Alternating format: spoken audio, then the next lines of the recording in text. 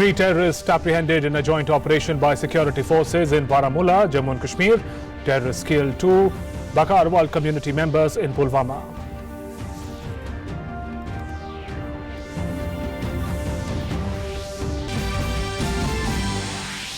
Prime Minister visits residence of former Union Minister late Arun Jaitley, pays tributes to the departed leader and offers his condolences to the bereaved family.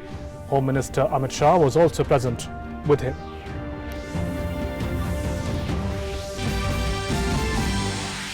Delhi's Feroz Shah Kotla Stadium to be called Arun Jaitley Stadium. DDCA takes the decision to honour the legacy of the late leader.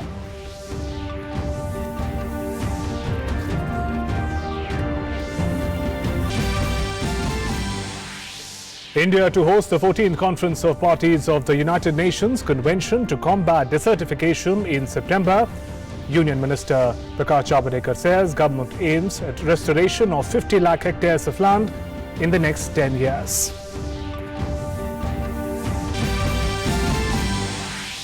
And world champion PV Sindhu meets Prime Minister Narendra Modi. PM calls her India's pride, a champion who has brought home gold and glory.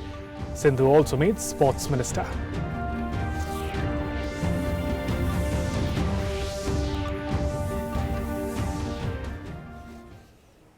While on Monday RBI announced the mega surplus fund transfer to the government in line with recommendations by Bimal Jalan Committee, Finance Minister Nirmala Sitharaman today interacted with the media, silencing the critics of the move by RBI.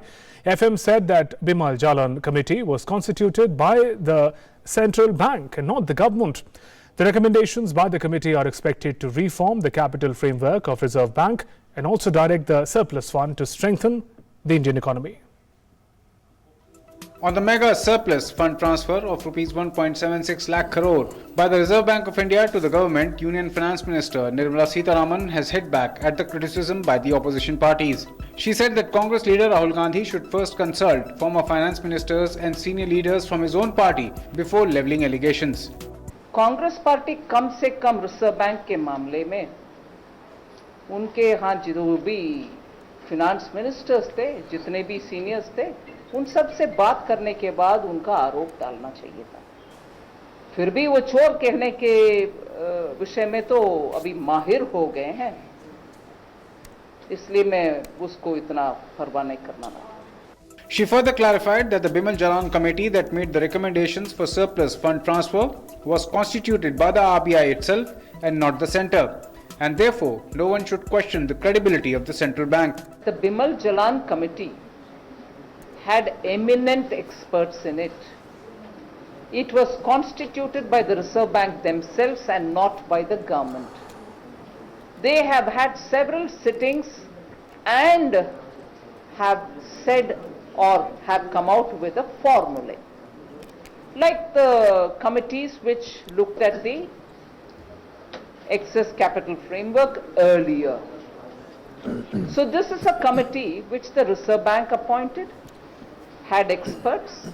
They have given a formula based on which the amount is arrived at. Earlier, RBI implemented the recommendations of the Bimal Jalan committee and approved a dividend and surplus fund transfer of Rs 1.76 lakh crore to the government. The central bank said RBI board under leadership of Governor Shaktikant Das approved transfer of Rs 1,76,051 crore rupees to the government. The amount consists of Rs 1,23,414 crore as surplus or dividend for 2018-19 and another Rs 52,637 crore from its surplus reserves. The new surplus amount has been calculated on the basis of revised provisions of Economic Capital Framework for the Reserve Bank. Since 2013-14, the RBI has been paying 99% of its disposable income to the government. The Bimal Jalan Committee was asked to determine how much surplus should the RBI have. Finance Secretary Rajiv Kumar represented the government in the committee. The committee finalized its report on 14th of August. The receipt from the RBI will give a fillip to the government's effort to boost the economy. The additional cash will also give the centre more headroom for stimulating the economy. With Yogesh Sheetal in Mumbai, Newsnight Desk, DD India.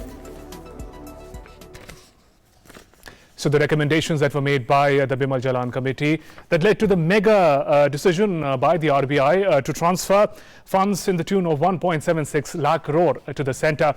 Now we'll take a look and understand how over the years this sort of fund transfer has happened, what is special on this occasion, and also we'll see the different components that are there of this mega fund that the RBI is going to transfer to the centre.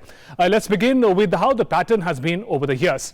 If we see from 2013-14, the funds were in the tune of 52,679 crore, 65,896 in the next financial year, 65,876, 30,659 in 2016-17, 2017-18 saw 50,000 crore rupees, 2018-19 in the previous financial year, 1,23,414 is the surplus amount that has been transferred. Now, you must be wondering, I spoke about 1.76 lakh crore. We'll talk about the other component as well. Let's understand what are the various components of the mega payout that has been done by the RBI to the government. Now, the total payout, as we mentioned, is 1.76 lakh crore. There are two parts of it. Surplus, that is 1.23 lakh crore. We saw it's the highest ever. And also something that is unprecedented, also from the surplus of the contingency reserve funds, 52,637 crore rupees have also been approved for transfer to the government. So together they form this mega figure of 1.76 lakh crore. Now some amount of it, 28,000 crore rupees has already been paid in March, and the remaining 1.48 lakh crore rupees is going to be paid to the government by the RBI. So those were the highlights of how these funds are different from the previous financial year and what are going to be the key components. We'll be heading for a short break. When we return, we'll try and understand the implication for the government, for the Indian economy of this mega fund that is coming from the RBI. A short break. Do stay with us. महात्मा के मंत्र। खुद वो बदलाव बनिए जो आप दुनिया में देखना चाहते हैं।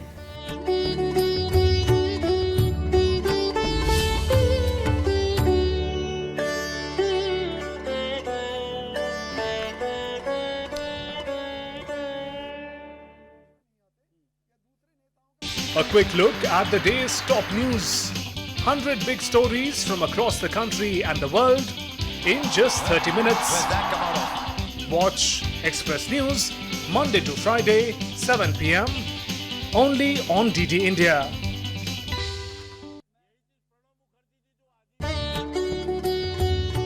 महात्मा के मंत्र।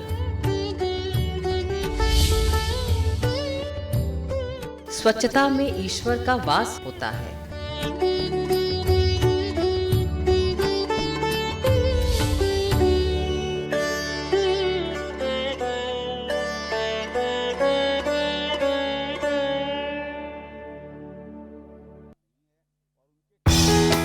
जल है तो कल है। स्वच्छ भारत अभियान का संकल्प, संरक्षित हो जल, हर घर पहुंचे नल।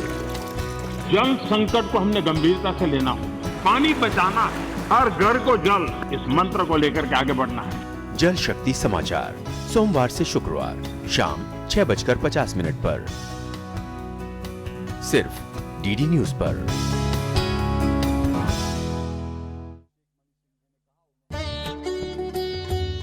महात्मा के मंत्र। साफ सफाई ईश्वर भक्ति के बराबर है।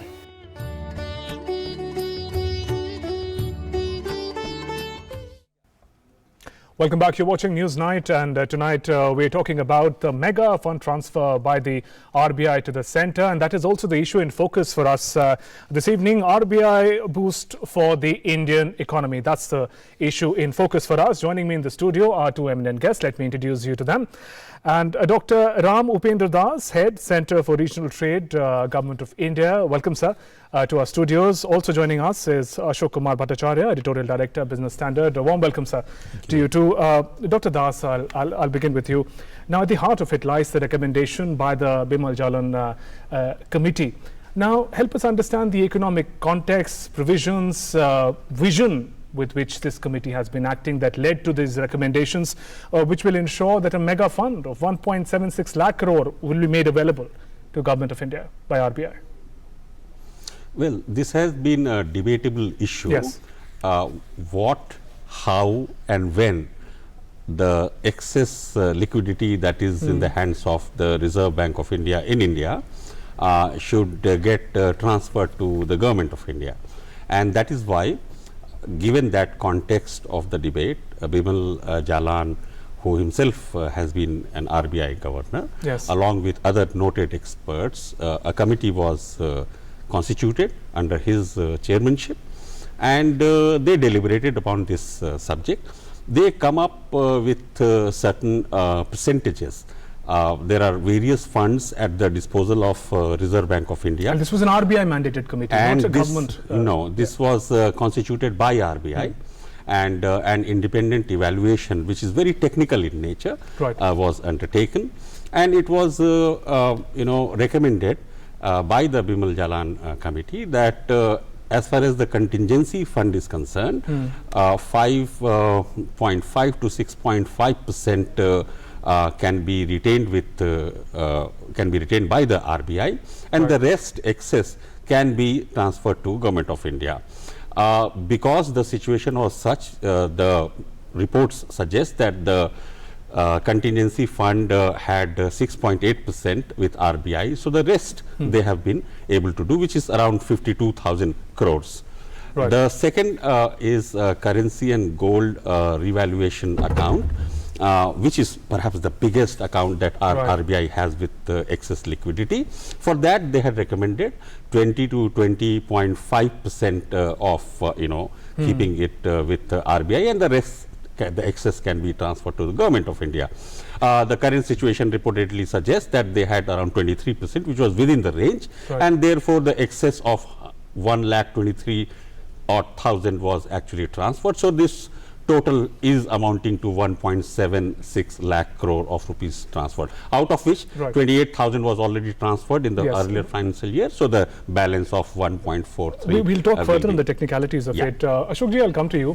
Now, much of the excitement around this issue is the huge figure that the fund represents, 1.76 lakh crore, coming to the government, thereby meaning that implications for the Indian economy.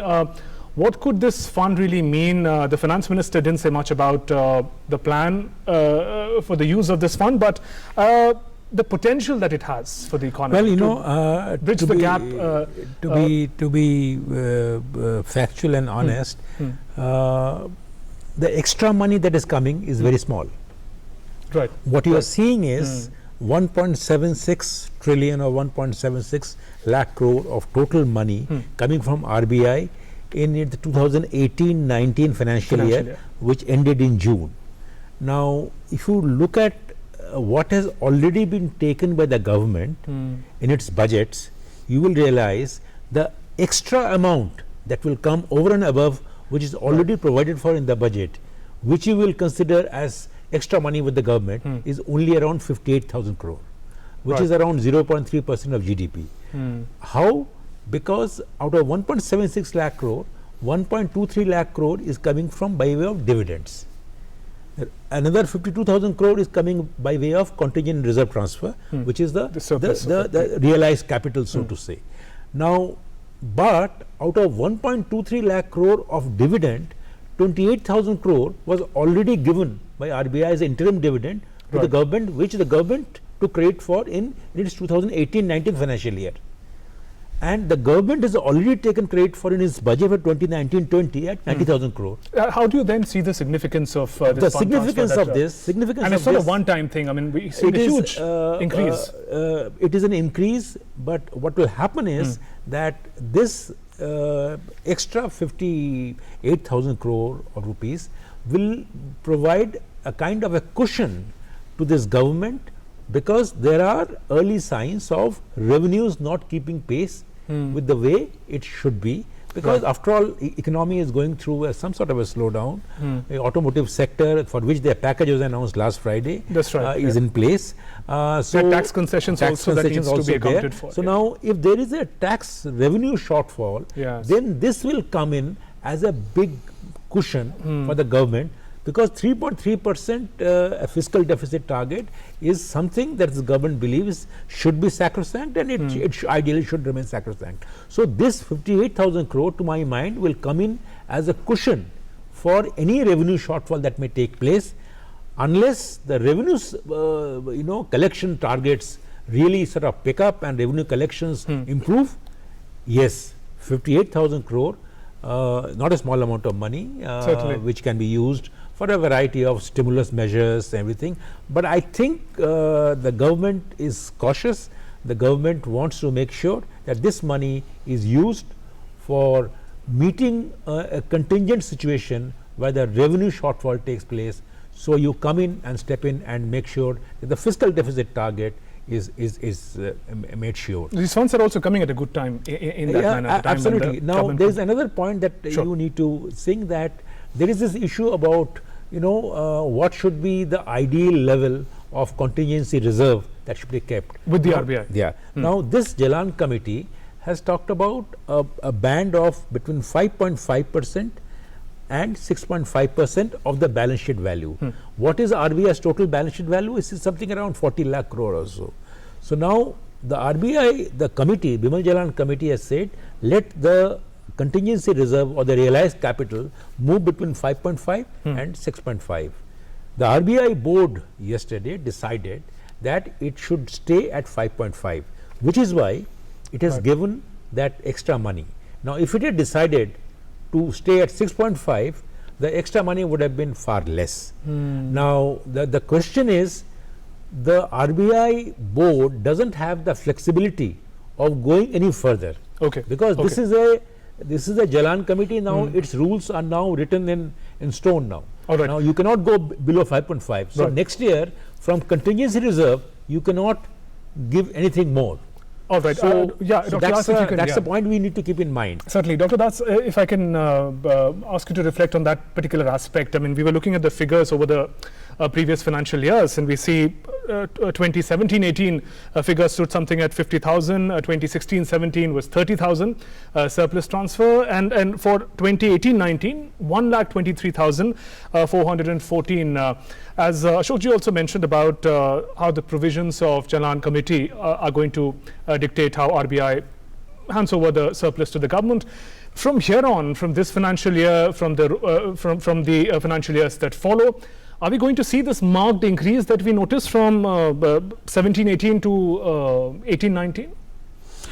There are 3 points I would like to mention. One is whatever has been dispersed, whatever has been announced, the point remains that a corpus of 1.76 lakh crore is available for the government to manage its fiscal affairs. It includes public expenditure, it includes boosting consumption and investment demand, it has greater wherewithal to maintain the fiscal deficit to GDP ratio, it has greater wherewithal to run the government sponsored schemes. So the point is there that it has a corpus of 1.76 lakh crore. That is point number one. Second is, it is very rightly pointed out that it is the lower bound, which is 5.5% of the balance sheet which has been transferred. But next year, the contingent reserve fund is not going to remain static. Why do I say this? And therefore, year after year, Reserve Bank of India will have excess liquidity. Why do I say this? Because of this public expenditure which is possible now by the Government of India, greater economic activities can be generated in various sectors. It could be physical infrastructure, it could be social infrastructure, including health, education. The demand for various sectors due to multiplier effect, demand for steel and engineers and architects and civil aviation and railway. I mean, n number of sectors will be energized because of the investments, because of the inter-sectoral linkages. That also helps both domestic production as well as exports. And then when the export earnings are there, and in the pursuit of domestic production, many times you have foreign direct investment also, all that again goes into the corpus of foreign, the component in the RBI's liquidity and the reserves. So therefore, it's a number one, it's a multiplier effect. It is intersectoral, and it has a very important external dimension. Right. And therefore, all this actually is going to generate employment and income, which gets aggregated to GDP and higher GDP growth rate. And in turn, again, RBI would be definitely be the beneficiary in terms of further excess reserves. So even if they stick to the lower or 6.5 the upper, every year they will have excess liquidity. And now we have a formula according to which this would be enacted year after year. Ashokji, that's an interesting concept. I mean, it's a cyclical nature of what will happen is that it will remain 5.5% of the balance sheet. If the balance sheet size increases, the total component increases, and therefore that can go to the government. The key question is the balance sheet size increasing or not? So now, normally we have seen the balance sheet sizes goes up by 10% in a year. Now, if the balance sheet size goes up by 10% in a year, that corresponds to how the economy is doing, to simplify. Absolutely, absolutely. So, and also how RBI operates. Now, why is it that in 2018-19, RBI could give 1.23 lakh crore of dividend? That's because there were 3 lakh crore of open market operations by RBI. Now, every time RBI goes out in the open market operation, and this year was an unusual year where it went in for an OMO of 3 lakh crore. Now, as a result of which, its net income increased substantially. When the net income increases substantially, keeping the total economic capital framework at 23.3% of the balance sheet size, suddenly the net income increased dramatically. So they gave from 50,000 crore last year to 1,23,000 crore. And Ashokji, the boost to the economy really also helps RBI collect more funds. I mean, it sounds like a rather win-win situation for both RBI, the government, and the economy as a whole. Then what took it so long for such a reform? The important thing is that there are certain safeguards that have been introduced by the Bimal Jalan committee. The one safeguard is that the revaluation reserves cannot be used to distribute dividends or the contingency fund sharing. So that's a very, very important reform. And the second is that the realized capital or the contingency reserve ratio has been kept at 2 percentage points above the global average. The global average of central banks is around 3.5%. Now, the Jalan committee decided in its wisdom that no, we need greater safeguards, greater security. So don't keep it at 3.5, because if you had kept it at 3 and 5, you would have got much more money. The government would have got much more money. But by way of abundant caution, by way of prudence, it has been kept at 2 percentage points higher than the global average. That's a very interesting point you're making, sir, because there's also a sort of rumor mongering that contingency fund, a lot from it is being extracted by the government, which is not the case. It is not true at all. I think what has happened is, what you have got in contingency fund is only 52,000 crore. So only, what was the figure that was being talked about? 3 lakh crore. Nothing of that sort. Only 52,000 crore has been taken from contingency fund, because the Jalan committee said that let the benchmark be between 5.5% and 6.5%. And 5.5% is 2 percentage points over and above the global average of all central banks. So I think this is a prudent measure. This has not led to a big windfall for the government, in my view. It is only 52,000 crore. But if you look at, if the RBI's balance sheet starts growing, it gets more money. I think the government will continue to get more money. And let us ask, what will be the most, given the amount, even if you look at upward of 50,000 crore that the government has in hand to invest, and also thinking about strengthening the balance sheet of RBI, what do you think are the sectors, areas where this money must most likely be invested? Well, I would not like to forecast anything because the potential in terms but, of but the potential sectors are all very well known. If you see the budget document, the kind of emphasis that have been given to some of the mega schemes, it could be ranging from water to spacecraft. Yeah. It could be ranging from focus on agriculture and green and organic production in that sector, Right. to strengthening the manufacturing sector. And the banks, just last week, Finance And Minister makes an announcement of capital infusion. Exactly. And so the range of sectors, range of schemes, and the range of activities, both domestic and also with an orientation in terms of exports. Because that helps ultimately earning foreign exchange for the country and improves the foreign exchange reserves as well.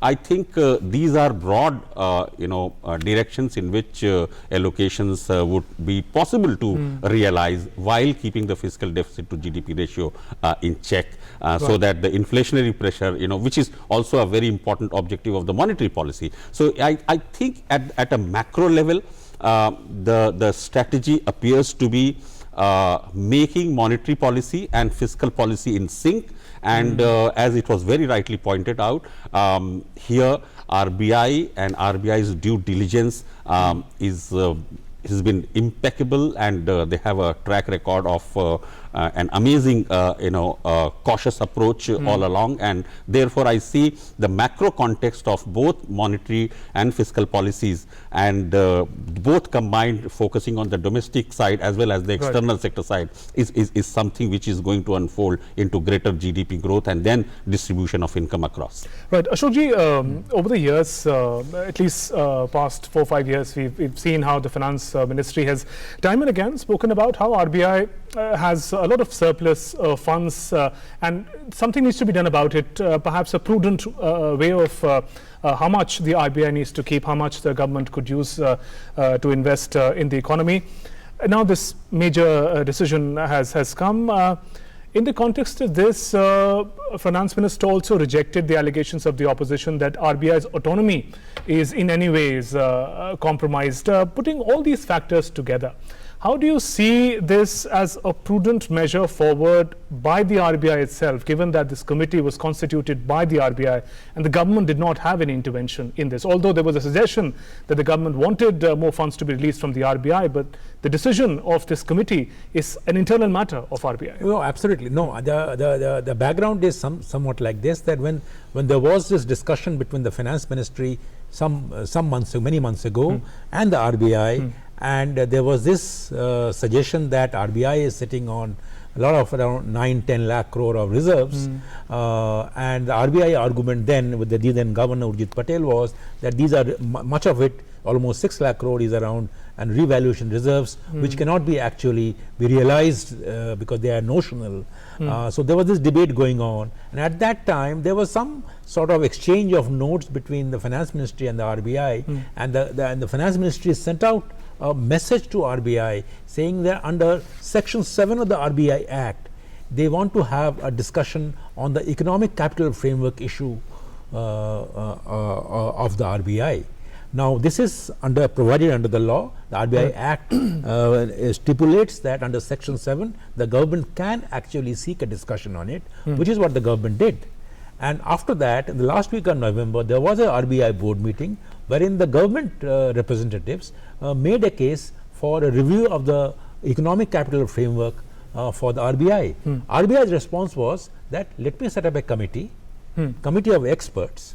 Now, who were the committee members? They were the former RBI Governor Bimal Jalan, former Deputy Governor of RBI Rakesh Mohan, and then the current RBI Deputy Governor N. Vishwanathan, and so on, and other experts. Seems the working of the organization. So therefore, the RBI decided, okay, fine, government is a sovereign. The sovereign wants the regulator to look into the economic capital framework issue, and the RBI decided to set up that committee. It was an expert committee. The expert committee looked into all the issues. There were some controversies where the government representative, former finance secretary, was making some suggestions, but that is a matter of past. Now what has happened is that the new finance secretary came and joined, and the report was published, and then it was submitted to the RBI. RBI board met on 23rd, and they decided, not 23rd, yesterday, and they decided that you adopt this framework. Now, please remember one thing, that the ratios that have been recommended, that between 20% and 24.5% should be the overall ratio of the economic capital framework.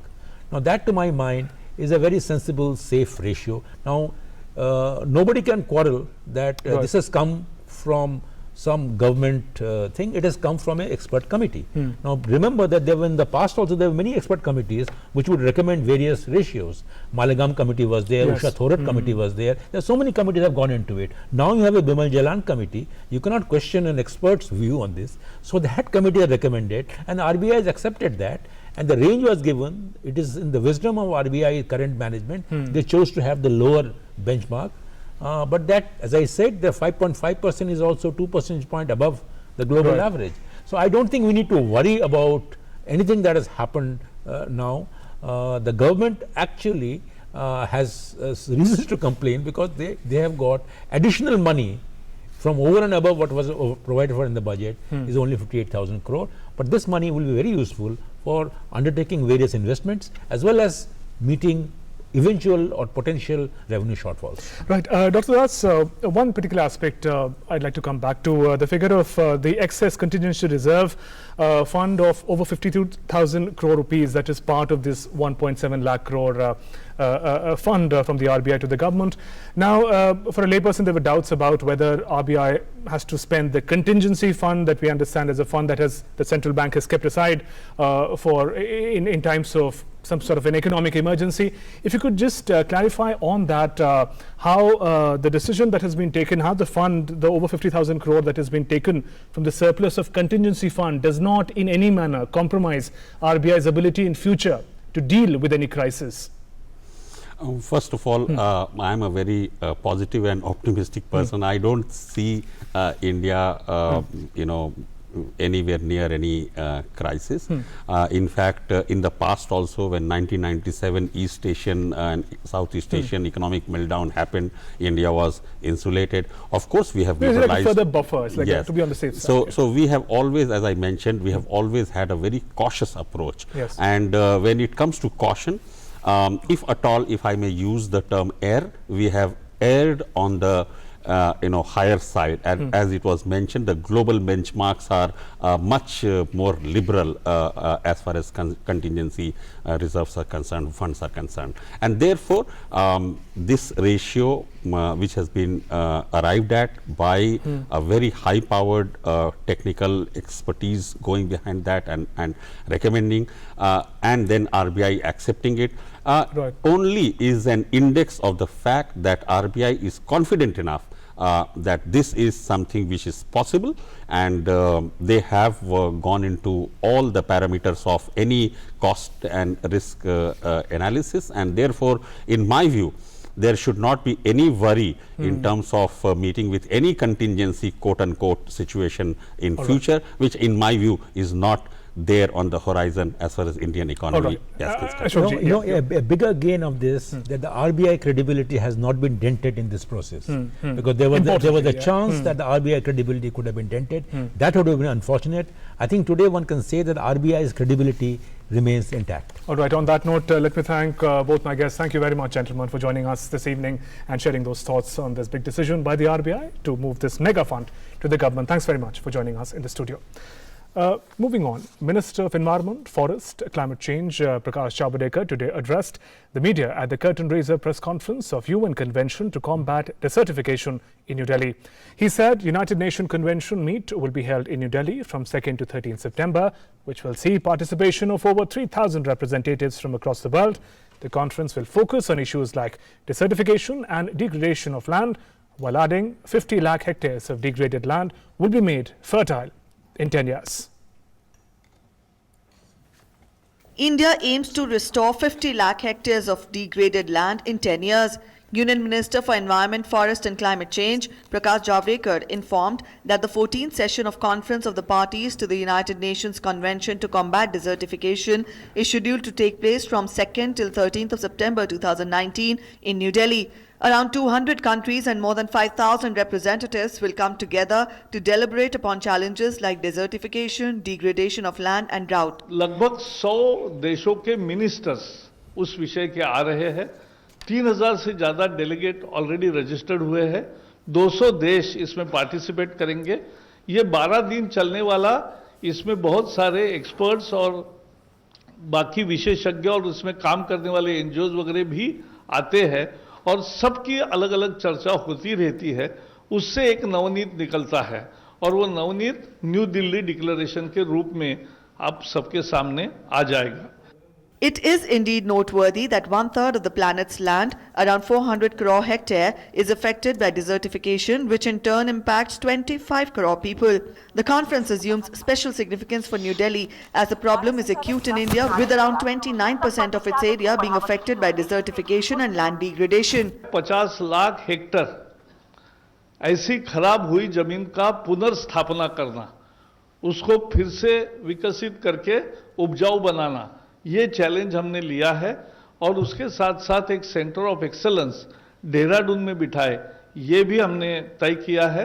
और Delhi declaration जो तय होगा उसमें अनेक कार्यक्रम तय होंगे, उस सभी में भी भारत बराबरी की भागीदारी भी करेगा और दुनिया को आगे बढ़ाने के लिए प्रोत्साहित भी करेगा। The conference will evaluate the progress made in the last 2 years to combat desertification and land degradation.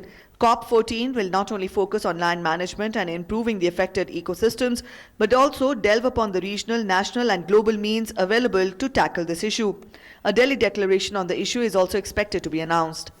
With inputs from Nishant Saurabh, Newsnight Desk, TD News. The 7th National Community Radio Sammelan was organized at Ambedkar International Centre in New Delhi. Information and Broadcasting Secretary Amit Khare released a film to mark the occasion. Addressing the gathering, he stressed that community radios are very effective in dealing with local problems as they disseminate information in their own language. Representatives of community radio stations from across the nation gathered in New Delhi on Tuesday to kickstart the 7th Community Radio Sammelan. The 3-day Sammelan, being organized at Dr. B.R. Ambedkar Bhavan by the Ministry of Information and Broadcasting in collaboration with One World Foundation, was inaugurated by Information and Broadcasting Secretary Amit Khare. The secretary asserted that each district in the country should at least have one community radio to sensitize local people about various social and developmental issues around their community. He also said that services rendered by the community radios occupy a pivotal role for local requirements and are very effective in dealing with local problems as they disseminate information in their own language. Community radio या सामुदायिक radio अपने अपने क्षेत्र में अपनी स्थानीय भाषा में स्थानीय मुद्दों पर आम लोगों को जागृत करते हैं। देश बहुत बड़ा है, हर क्षेत्र में, हर राज्य में, हर जिले में अलग अलग भाषाएं बोली जाती हैं, अलग अलग समस्याएं हैं, अलग अलग जानकारी देने की आवश्यकता रहती है। जैसे अगर देखा जाए तो देश के कुछ हिस्सों में अभी बाढ़ की स्थिति है, कुछ अन्य हिस्से किन्हीं अन्य समस्या से पीड़ित हैं, तो ऐसी स्थिति में सामुदायिक रेडियो बहुत सशक्त साधन है कि अपनी कम्युनिटी को जागृत कर सके। Information and Broadcasting Secretary Amit Khare released a film to mark the occasion. A poster exhibition on community radio has also been organized as part of the 3-day-long Sammelan. More than 250 community radio stations are operational throughout the nation, and further clearance and approval has been given to 130 more. The Sammelan will also witness discussions on various flagship schemes of the government, such as the Jal Shakti Abhiyan. With inputs from Girish Nishana, Newsnight Desk, TD News. Prime Minister Narendra Modi visited the family members of late Union Minister Arun Jaitley at his residence and offered floral tributes. Prime Minister spent close to half an hour at Arun Jaitley's residence. PM Modi was on a 3-nation tour when the senior leader of the ruling Bharatiya Janata Party breathed his last.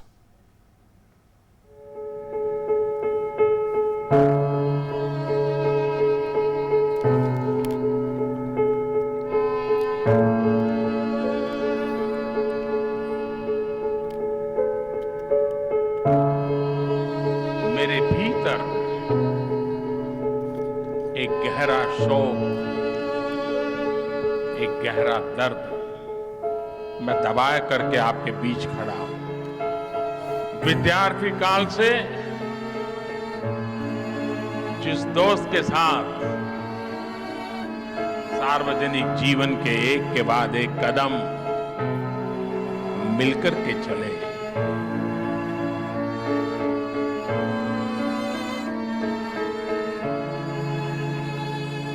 राजनीतिक यात्रा साथ साथ चली और मेरा एक दोस्त चला गया।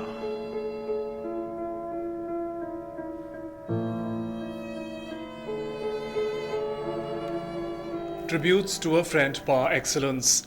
Prime Minister Narendra Modi was in Bahrain when the sad news of Arun Jaitley's passing away came in.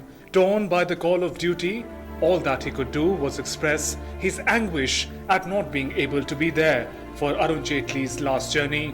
Prime Minister Modi spoke to the family and expressed his condolences.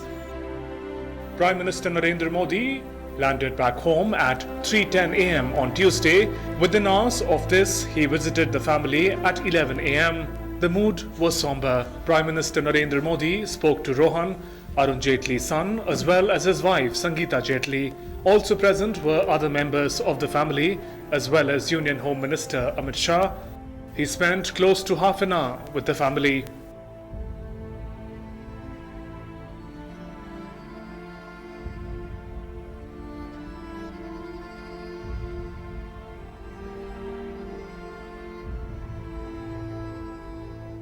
Prime Minister visited AIIMS on 9th August, the day Arun Jaitley was admitted. Thereafter, he continued to personally track his health. Even before he left for the three-nation visit on the 22nd of August, Prime Minister Modi spoke to the family and the doctors treating Arun Jaitley. Arun Jaitley had a special place in Prime Minister Narendra Modi's political career. He was described as the troubleshooter-in-chief for the Modi government and the BJP as well. From the days when Narendra Modi was Chief Minister of Gujarat till 2014, Arun Jaitley stood by his side in good times and bad.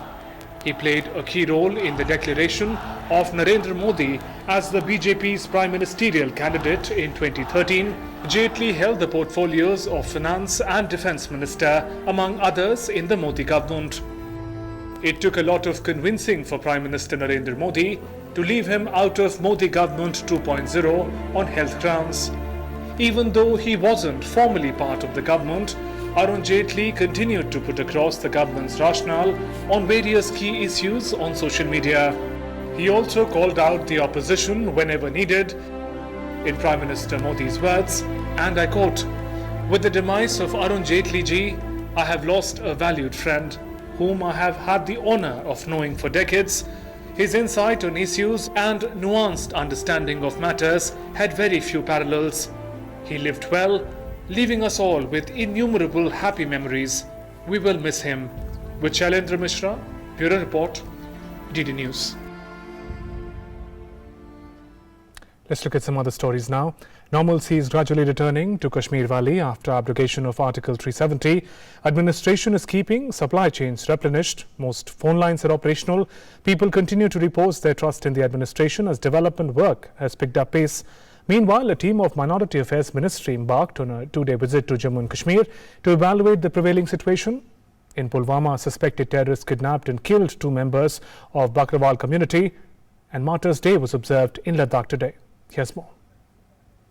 Peace and calm prevails in the valley and normalcy is gradually returning to the region. Vehicles have started plying on the roads in the valley. Restrictions have been lifted from most of the areas, but security forces continue to be deployed to avoid any untoward incident. Telephone connections have been made operational and there were no reports of any disturbance from any place. All schools till higher secondary will open from Wednesday. Telecom services have resumed in the state and long queues were witnessed for BSNL connections. We are trying to say is that the number of exchanges have increased. The number of exchanges which were at a particular number yesterday, today the number of exchanges have increased. There are certain technical difficulties which the BSNL is facing and they have to do some technical work and mechanically operate the system. And wherever they are facing these difficulties in 1 or 2 days, they will ensure that those lines which have been told to be open, they get them open. In Jammu too, situation is peaceful as all restrictions have been removed and life has begun running smoothly. The Ministry of Home Affairs held a high-level meeting chaired by Home Secretary A.K. Bhalla to assess the implementation of central schemes in Jammu and Kashmir and initiatives to be taken to expedite the return of normalcy. A team of Minority Affairs Ministry embarked on a 2-day visit to Jammu and Kashmir on Tuesday to gauge and evaluate the implementation of the developmental work by the centre. The team will assess and identify the scope of improvement needed to run schools, hospitals, colleges, skill development centres across Jammu and Kashmir and Ladakh. The team will also prepare a comprehensive report on socio-economic development projects in the region. Minority Affairs Minister Mukhtar Abbas Naqvi has said that Modi government aims to achieve development in the state with dignified means. जिस तरह से बेतहाशा central government पैसे भेजती थी और उसका जिस तरह से बेदर्दी और बेशर्मी के साथ उसका दुरुपयोग होता था, उसका नतीजा था कि लोगों तक विकास की रोशनी नहीं पहुंची।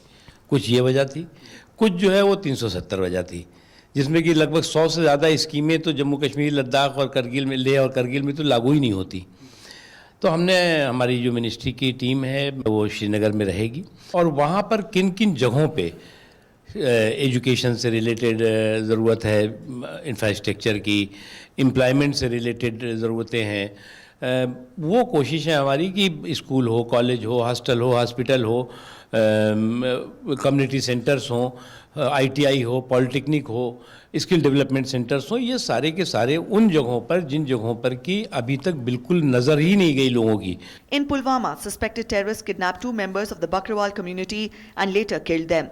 This is the first incident reported from the state after Article 370 was abrogated. Earlier, on 20th of August, 1 Lashkar-e-Taiba terrorist was killed and 1 special police officer was martyred in clashes in northern Kashmir's Baramulla. Martyrs' Day was observed in Ladakh on Tuesday. The day is observed in Leh and adjoining areas as a mark of respect for Nawang Dorji and Stobdan, who were martyred in police firing during a protest to demand Union Territory status for Ladakh in 1989. A team from Tourism Ministry headed by Union Minister Prarat Patel will also visit Jammu and Kashmir and Ladakh next month to finalize new policies aimed at encouraging tourism in the region. Newsnight Desk, TD News. Former Finance Minister P. Chidambaram has sought transcripts of interrogation conducted by Enforcement Directorate on 3 dates in the INX Media money laundering case. Meanwhile, providing some relief to the former Union Minister, Supreme Court has extended the protection from arrest in the case till August 28th. A bench of Justices R. Bhanumati and A.S. Bopanna said it would hear the arguments of the Enforcement Directorate on Chidambaram's 2 petitions, including the challenge to remand orders, on Wednesday. Union Minister Nitin Gadkari today attended a business summit on Khadi on the theme Globalizing Brand Khadi, the Pride of India. The summit was organized jointly by CII and Khadi and Village Industries Commission. Various companies of textile, apparel, e-commerce along with retailers and designers also attended the summit. On the occasion, Union Minister said that Khadi is associated with Mahatma Gandhi's vision of creating Swadeshi product. To make it a global trend, we must think beyond the traditional weaving and create more designs by modernizing Khadi with latest technology. Khadi जो है वो गांधी जी के विचारधारा का और स्वदेशी के विचारधारा का आत्मा है और पहले जैसे मैंने कहा कि मैं इस बात से बिल्कुल सहमत नहीं हूँ कि खादी के प्रिंसिपल के साथ कॉम्प्रोमाइज़ न करते हुए खादी को मॉडर्नाइज करना, उसको आधुनिक करना, डिज़ाइनिंग में, वीविंग में, सभी टेक्नोलॉजी में, फैशन डिज़ाइनिंग, प्रोडक्ट डिज़ाइनिंग, ये करना चाहिए. And now some other important stories from across the states in Regional Roundup. Indian Army responded befittingly to the ceasefire violations caused by Pakistan in Poonch and Uri areas of Jammu and Kashmir. Ceasefire was violated by Pakistan in 2 places yesterday. Karnataka Chief Minister B.S. Yediyurappa visited the flood-affected areas of Chikmagaluru district. The Chief Minister met the people affected by floods and took stock of the situation and assured people of all possible help. BJP Working President J.P. Nadda addressed party workers at Vijay Sankalp rally in Ambala in Haryana. He said by strengthening the party at the booth level and the work of the state government needs to be delivered to the people. 17 people died in a horrific road accident on the Lucknow-Delhi National Highway in Shahjahanpur district of Uttar Pradesh. Uttar Pradesh Chief Minister Yogi Adityanath has directed district administration to provide medical care to the injured. A chartered plane from Delhi crashed while landing near Dhanipur airstrip of the Air Training Centre, Aligarh. All 6 persons on board, including the pilot, are safe. According to preliminary inquiry, the plane touched a high-tension wire and crashed.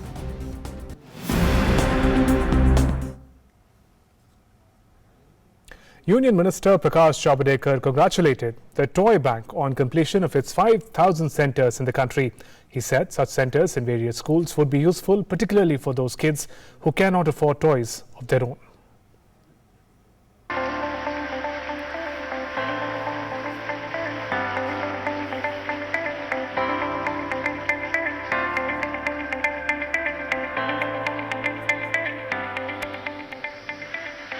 A world where all children are empowered through healthy play. This motto of the Toy Bank was realized when its 5,000 centre was inaugurated at Nigam Pratibha School in Delhi. Inaugurating the classes, Union Minister Prakash Javadekar lauded the efforts of the NGO and expressed happiness over the achievement. मुझे बहुत खुशी है कि मुझे लगता था केवल दिल्ली शहर में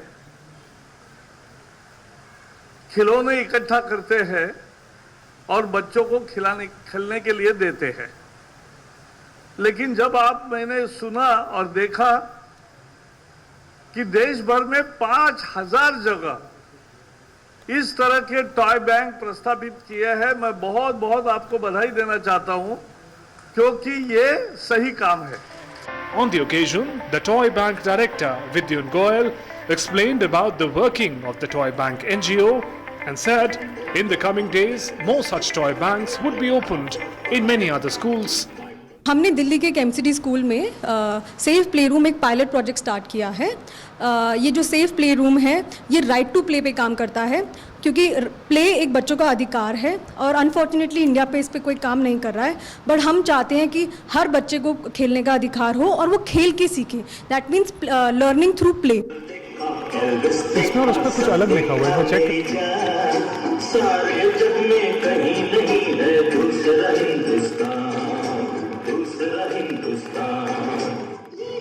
Children are the future of our nation, and it is our responsibility that along with studies, they are given opportunities to learn life lessons and develop themselves through sports. It is with efforts like these that we can hope for a brighter future for the children of the country. Bikramjit Singh, DD News, Delhi. And world champion shuttler PV Sindhu and her illustrious coach Pulela Gopichand met Prime Minister Narendra Modi today, soon after getting back home and fresh from their triumph in Switzerland's Basel. Youth Affairs and Sports Minister Kiran Rijiju and Sindhu's coach Pulela Gopichand were present during the meeting. Prime Minister shared some images with Sindhu and congratulated her over success while wishing that she wins more and more laurels for the nation. Bagging bragging rights to be called world champion at the toughest global stage in Switzerland, PV Sindhu presented the true face of New India, which only wants to see the glint of gold. The champion shuttler added more pages to this golden chapter of her career by meeting Prime Minister Narendra Modi upon her return home. The Prime Minister posted pictures of the meeting on his personal Twitter page and described the stellar player as India's pride, who's brought home both gold and glory. He also said that he was happy to meet her and wished her well for her future endeavours. Before meeting the PM, Sindhu also called on Union Minister for Youth Affairs and Sports Kiran Rijiju. The minister termed Sindhu's victory a moment of great pride for the country and said he wishes the best for her. After beating arch rival Nozomi Okuhara comprehensive in the BWF finals and taking Indian badminton to unprecedented heights, Sindhu said winning gold in the World Championships will remain a lifelong memory for her. Much weighted win, and I finally did it because I had 2 bronze, again 2 silver. I missed it last year and before that, and finally 2019 a gold, and I think it's a proud moment for me and as well for the country. After winning the world champion title on Sunday in Switzerland, Sindhu returned home the next day to a rapturous reception at the Indira Gandhi International Airport, feted by badminton fans and federation alike, apart from journalists. Coming ahead of the 2020 Tokyo Olympics, Sindhu's success has a special place and meaning for all badminton lovers. Newsnight Desk, DD News.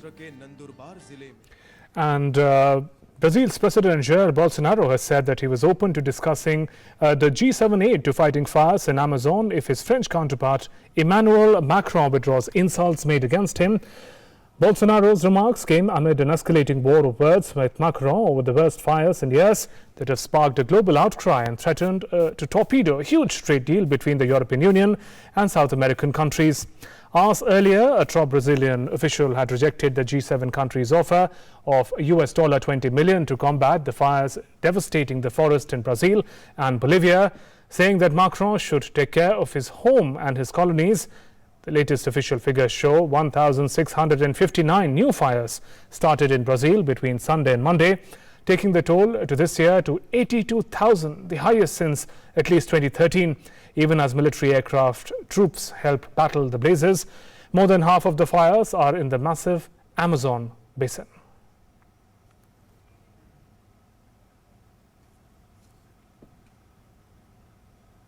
And with that, we conclude this edition of Newsnight.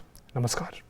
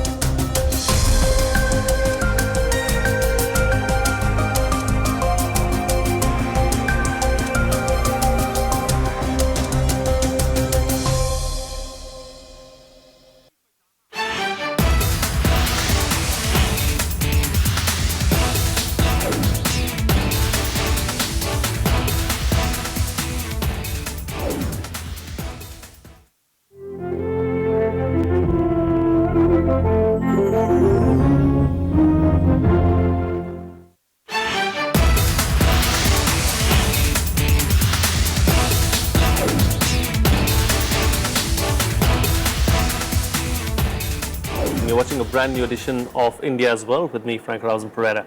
Vice President M. Venkaiah Naidu returned to the national capital on Thursday morning after concluding his visit to 3 Baltic countries, Lithuania, Latvia and Estonia.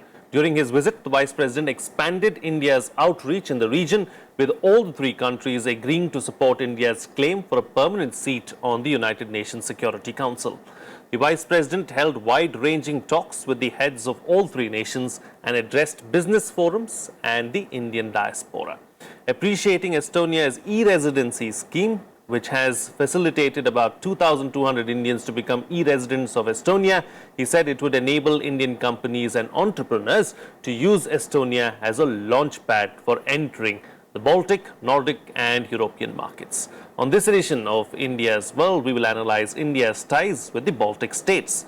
Joining me on the program today are Ashok Sajanhar, former ambassador, Sheetal Sharma, assistant professor, Center for European Studies, JNU, and Simran Sori, foreign affairs journalist. Thank you to all my guests for joining me on this edition of India's World. Ambassador, let me begin the program with you. The key takeaways for you from the Vice President's visit to the Baltic states? You know, a couple of things, Frank. First of all, ever since the countries became independent after the disintegration of Soviet Union in 1991, and we established diplomatic ties with all 3 of them in the early 1990s. This was the highest level ever visit from India to these countries. Now, of course, from these countries, whether it is from Latvia or Lithuania, we've had the visits of their presidents, we've had the visits of their prime ministers and several other ministers. From Estonia, the highest level visit to India has been that of the foreign minister. While on the other hand, from our side, it has basically been, very late in the day, 2016, we had Mr. Ravi Shankar Prasad as the Minister of IT who visited there, and otherwise there have been ministers of state who have been going there. So I think there was a huge imbalance in terms of, incoming visits and outgoing visits. So in that sense, it was a very good visit.